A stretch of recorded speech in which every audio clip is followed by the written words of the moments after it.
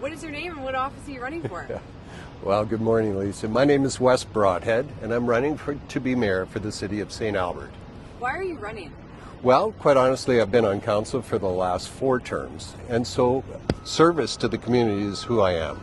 And so I have a plan, I have a vision for the city of St. Albert to continue to grow and flourish.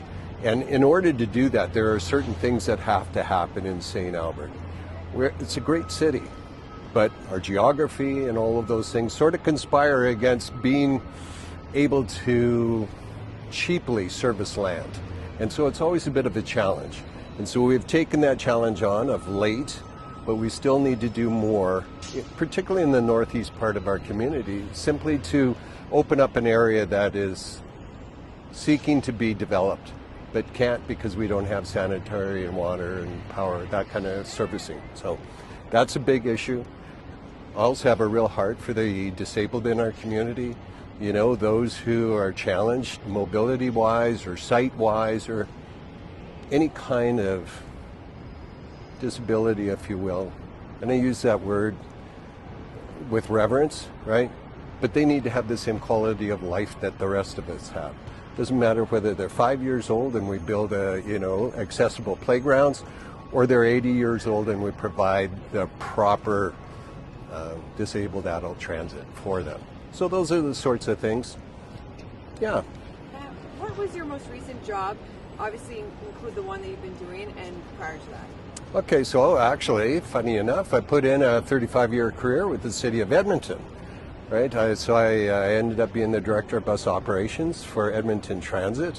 It was a great job. I enjoyed every minute of it. You're working with people all the time. So it kind of sets you up to be a politician because you have to learn how to talk and deal with different kinds of people, with different aspects, different opinions, some strongly held, right? And so you have to be able to manage that, and it's kind of cool. The thing that I always told the operators at the time is the value chain between what we do and the value that the citizens or the residents feel, it's very short and easy to define. Every job has one, but some are easier to define than others. And public transit, it provides a quality of life to many who don't have it. So that's pretty cool. If you are elected, what would be your first priority to fix? To fix? Well, okay, that's a good question, because it all depends on who you talk to as to what my first priority should in fact be. But I think the first thing to do is to settle council into the position, get them set up, define what our strategic plan will be, and then articulate that plan to the community so that they understand where we will as a council go in the next 4 years. I think that's important for them to understand, not only for transparency, but so that they can understand what we're actually trying to do. So part of that, of course, will be Northeast surfacing from my perspective. But the mayor's not king, he's not premier, he's not the prime minister. I'm one vote. I have the gavel, if you will, but it takes 4 votes to actually make a governance decision in our community. So those things will come together, and there's going to be at least 3 new councillors on the council, at least 3, maybe more, and so we need to engage them, get them up to speed on what it actually means to be a councillor. Everybody's got an idea, but until you've sat in the chair, it's kind of hard to describe. How will you balance fiscal responsibility? Good question, again, and one that I've been asked a lot of times. So fiscal responsibility to me is to make sure that we're doing the right thing, and we're doing the right thing rightly, if you will. So what we want to do is to make sure that what we do extremely well. So we do the small things right. Sometimes, we do these big projects, and we do audits of all our processes and stuff like that, and we say, this is what we got to do. But often it's the little things that if you take care of those little things, the big things will come along. When I talk to people in our community, sometimes it's as easy as this. Answer the phone, or call back. That's what I hear from them, is that, I phoned the city and they say, well, it's been sent to the supervisor and now the file is closed. and there's no feedback loop there. That kind of leaves the citizens out of the decision-making loop, and certainly in the information loop. They deserve to hear back. So those are some of the little things that I think we can do. But it is also about a mindset of continuous improvement. There's programs out there that help you do that. You know, Lean Six Sigma, people get certified in that program, and it was something that was set up years ago by Jack Walsh and General Electric, and it's part of just continuous improvement program, not being satisfied with what we do. So don't settle for what good is when you can actually have best. How do you plan to manage growth in St. Albert? Growth in St. Albert. Geez, another really good question, because we don't grow as fast as other communities. And one of the reasons why is we've never had an unlimited amount of land to develop. We've always been in this land deficit situation. We've worked on that over the last little while. We now have a new business park coming online. That's the first time in a long time where we actually have greenfield business, light industrial business park on offer, and we're servicing it. So it's going to be ready for development when people want to come and either get a big business. I mean, it's over 600 acres. It's a fair-sized business park. So come to St. Albert, come to the region. Actually, I'm a real proponent of hunting as a pack. St. Albert's got their value proposition, but the value proposition is within the context of the global Edmonton region population. So Edmonton Global goes out to the world and says, here's our region, come. We want to compete within that region, within that context, and go out to the region or to the world as well and say, hey, St. Albert, we're a small community outside of Edmonton.